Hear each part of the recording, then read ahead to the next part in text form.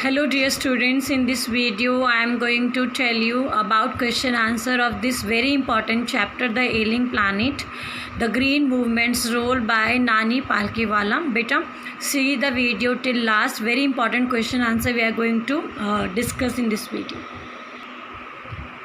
So students, हमारा first question है comment on the title the ailing planet. Chapter का जो नाम है एलिंग प्लानट, हमें इसके ऊपर कमेंट करना है, इसके बारे में बताना है।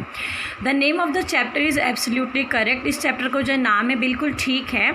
Our planet was wonderful and healthy. हमारा जो प्लानट है ये वंडरफुल भी था और हेल्दी भी था, अद्भुत भी था और स्वस्थ भी था। There were many forest, mountain, valleys all full of greenery. और पहले यहाँ पे बहुत सारे जंगल थे, पर्वत थे, घाटियाँ थे जो हरियाली से भरे हुए थे। But gradually selfish human being started to destroy nature due to their lust, LUST, lust. और धीरे धीरे इंसान ने अपने स्वार्थ के लिए इन पर्वतों को, वादियों को, मैदानों को बर्बाद करना शुरू किया। Hence our planet started getting polluted day by day. और उसकी वजह से जो हमारा प्लानट है दिन प्रतिदिन प्रदूषित होता रहा। Today our planet is an ailing planet. Ailing का मतलब होता है बीमार। आज जो हमारा प्लानट है ये एक एलिंग प्लानट है, एक बीमार प्लानट है विद लॉट्स ऑफ पोल्यूशन। और इसमें बहुत प्रकार का पोल्यूशन है। बेटा आपने देखा होगा प्लास्टिक का pollution, air pollution, water pollution, soil pollution, noise pollution, acid rain. ये सब इंसान के स्वार्थ की वजह से हुआ है। इंसान के स्वार्थ की वजह से आज जो हमारा प्लानट है, जो हमारा ग्रह है, ये एक पीड़ित हो चुका है, एक बीमार ग्रह बन चुका है।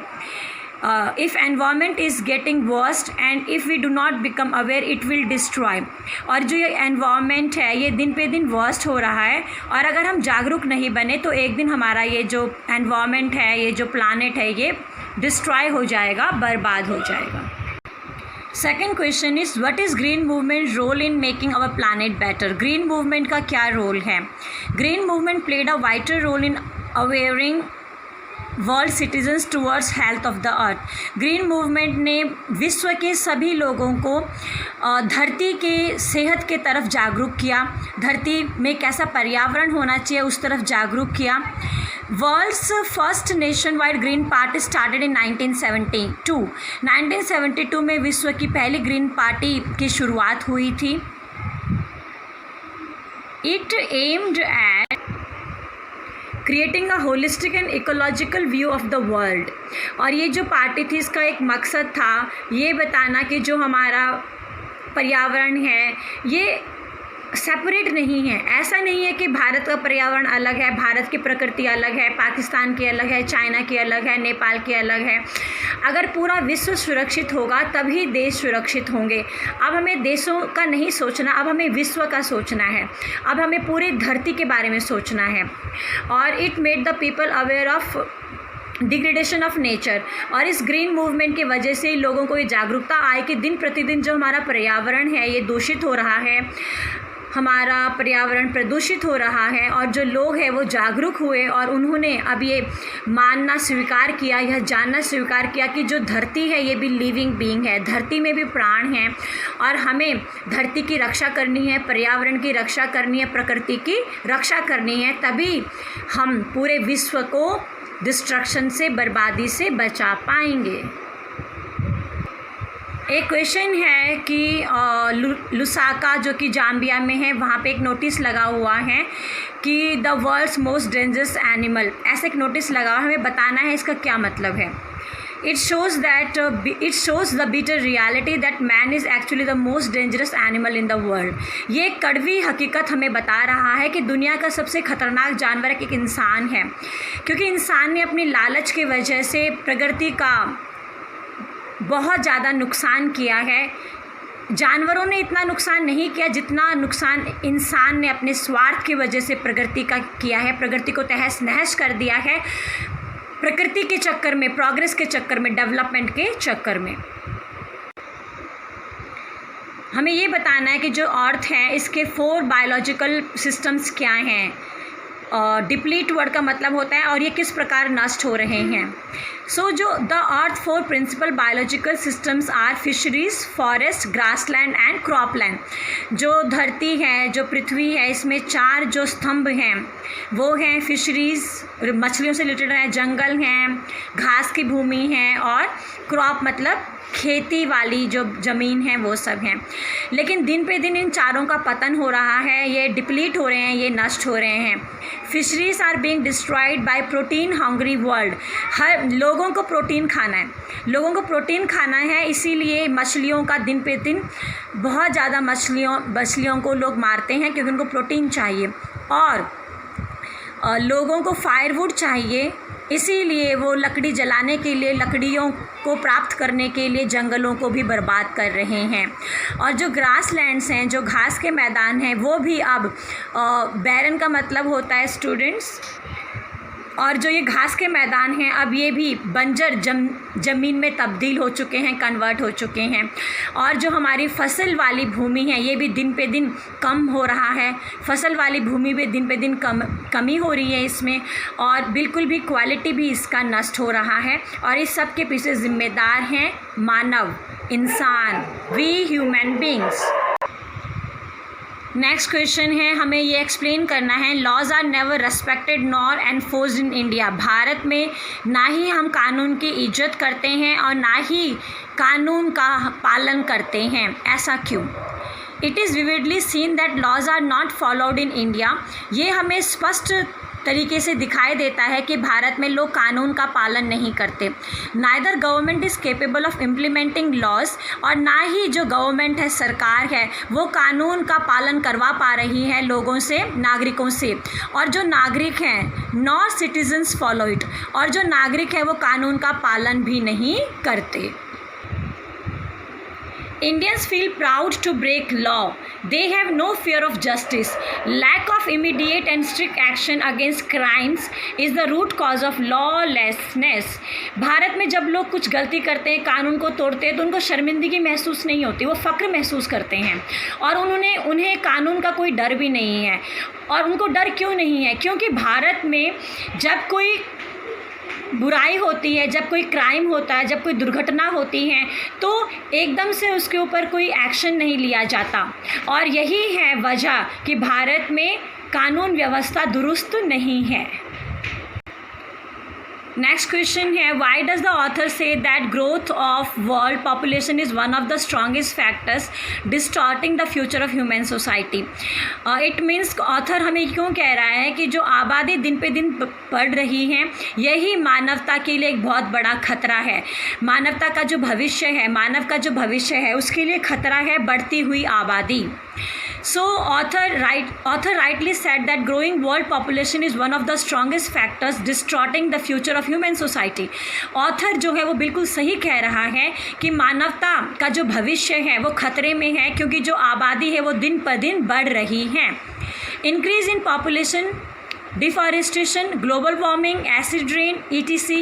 are product of growing population only, and all these are leading human society towards destruction.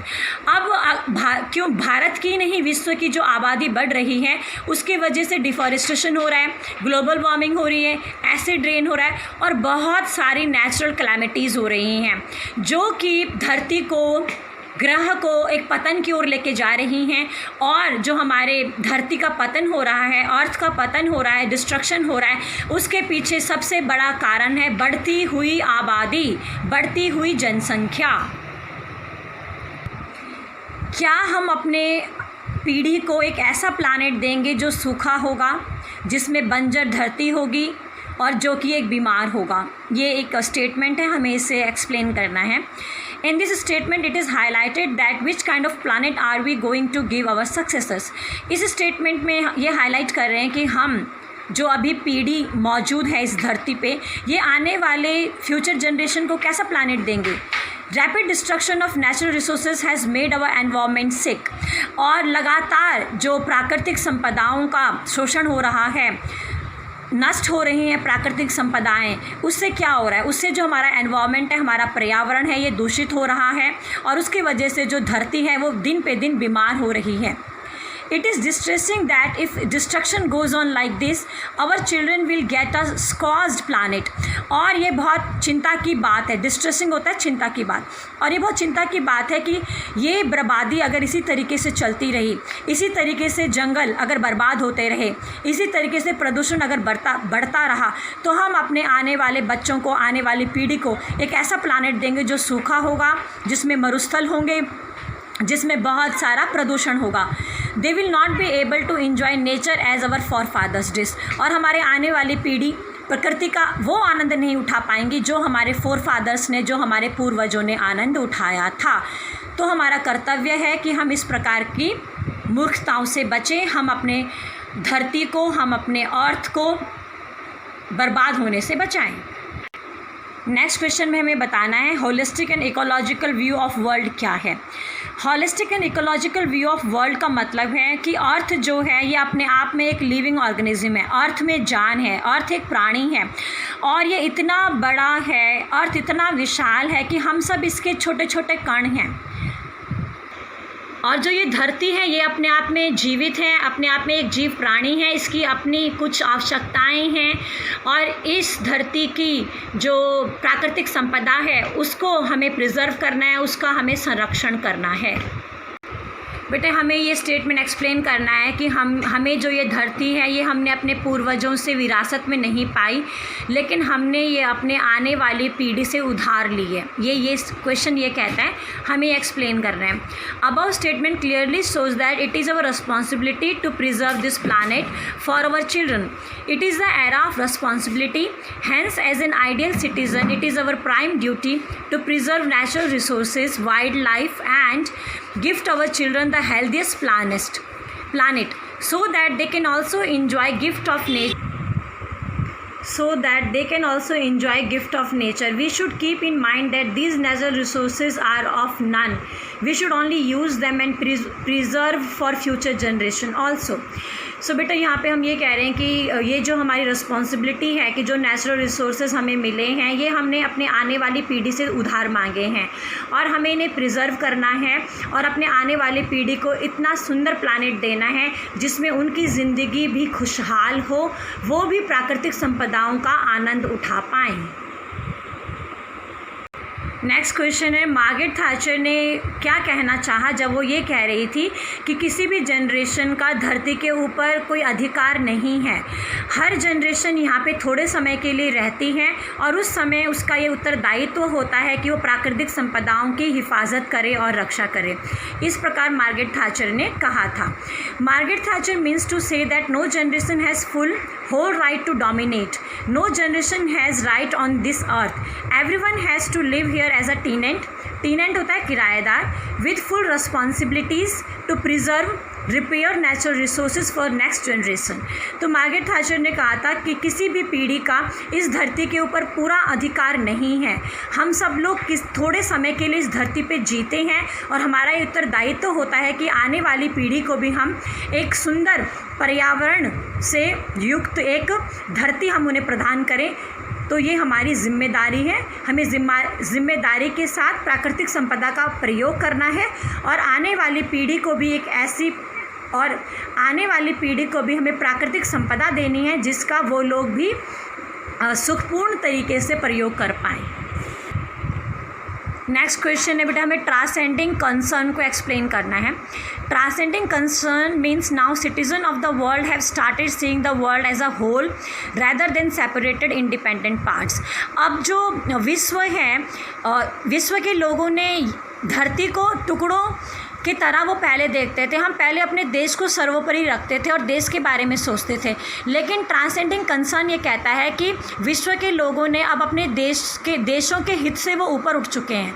अब वो पूरे विश्व को एक गांव के रूप में लेके चल रहे हैं. हर कोई ये सोच रहा है कि हमें अपने देश को नहीं बचाना, हमें विश्व को बचाना है, हमें धरती को बचाना है, हमें पूरे विश्व की प्राकृतिक संपदा को बचाना है. जैसे मैंने आपको बताया, अब सभी कंट्रीज़ को ये महसूस हो चुका है कि अगर हमें जीवित रहना है तो हमें पूरे पृथ्वी के पर्यावरण को प्रदूषण से मुक्त रखना है। अगर पूरे पृथ्वी का पर्यावरण प्रदूषण से मुक्त होगा तभी इसमें सभी देश खुशी से रह पाएंगे। अभी हमें देश हित से ऊपर उठना है और विश्व के बारे में सोचना है, विश्व के पर्यावरण के बारे में सोचना है, धरती के पर्यावरण के बारे में सोचना है। सो नाउ बेटा मैं लास्ट क्वेश्चन आपको बता रही हूँ कि मिस्टर एडगर एस वुलार्ड जो कि चेयरमैन हैं ड्यू पॉइंट के, उन्होंने क्या कहा था। सो मिस्टर एडगर एस वुलार्ड ने कहा था कि इंडस्ट्रीज़ बहुत बड़ा योगदान देंगी पर्यावरण की रक्षा में। मैक्सिमम पोल्यूशन जो होता है वो इंडस्ट्रीज़ से ही होता है, फैक्ट्रीज से होता है। और अगर सभी मैन्युफैक्चरर्स और अगर सभी इंडस्ट्रीज इस बात को ध्यान में रखें कि हमें एक एनवायरमेंटल ऑफिसर की तरह काम करना है, हमें एनवायरमेंटल परफॉर्मेंस में भी आगे बढ़ना है, तो हमारी जो पृथ्वी है वो प्रदूषण मुक्त हो जाएगी। तो मिस्टर एडगर एस वुलार्ड ने यही कहा था कि वो अपनी इंडस्ट्री के एनवायरमेंटल ऑफिसर हैं और इंडस्ट्रियलिस्ट को, मैन्युफैक्चरर्स को एनवायरमेंटल परफॉर्मेंस में भी आगे बढ़ना है। उन्हें अपनी इंडस्ट्रीज़ के साथ साथ इस बात का ध्यान देना है कि पर्यावरण को प्रदूषित करने में इंडस्ट्रीज़ का सबसे बड़ा हाथ है। तो इंडस्ट्रियलिस्ट को और मैन्युफैक्चरर्स को ये बात ध्यान में रखनी है कि अब इन लोगों को हाथ से हाथ मिलाना है, कंधे से कंधा मिलाना है और पर्यावरण को और दूषित नहीं करना है। तो इस बात का भी सभी इंडस्ट्रियलिस्ट को, मैन्युफैक्चरर्स को इस बात का ध्यान रखना है। उन्हें एनवायरमेंटल ऑफिसर्स की भूमिका अदा करनी है और पृथ्वी को प्रदूषण मुक्त बनाने में कंधे से कंधा मिलाकर चलना है। सो आई होप बेटे जो आज हमने क्वेश्चन आंसर किए हैं ये आप लोग अच्छे ढंग से समझ में आएंगे। बहुत इंपॉर्टेंट क्वेश्चन है बेटा, इस चैप्टर से इससे अलावा कुछ पूछ नहीं सकते। आप इनको अच्छे ढंग से रिवाइज़ कीजिए। थैंक यू बेटा।